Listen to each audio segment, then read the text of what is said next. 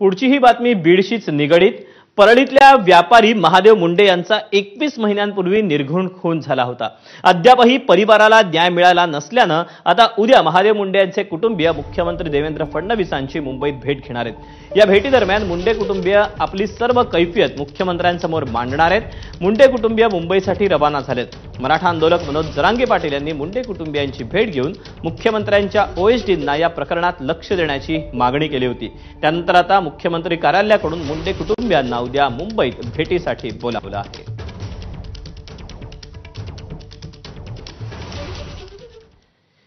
बीडच्या सद्यस्थितीचा मुद्दा खासदार सुप्रिया सुळेंनी संसदेत मांडला।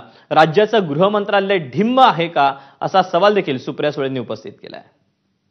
तर मी आज 0 आवर मध्ये आपण वेळ दिला याच्याबद्दल आभारी मानते। दुर्दैवाने गेल्या 1-2 वर्षामध्ये अनेक अशा घटना बीड जिल्ह्यात झाल्या आहेत ज्या महाराष्ट्राला नाही माणुसकीला न शोभणार आहेत आणि संतोष देशमुख आणि महादेव मुंडे यांच्या अतिशय क्रूर पद्धतीने हत्या झाल्या। सगळ्याच पक्षाच्या लोकांनी त्याची निंदा केली आणि ही अयोग्य घटना झाली मान्य करतात, पण दुर्दैवाने महाराष्ट्राचं गृह मंत्रालय अजून त्याच्यावर काही ऍक्शन घेत नाही। तर या दोन्ही देशमुख आणि मुंडे कुटुंबाला न्याय मिळावा एवढीच विनम्र आणि त्याची सीबीआय इन्क्वायरी व्हावी अशी माझी गृह मंत्रालयाला विनम्र विनंती।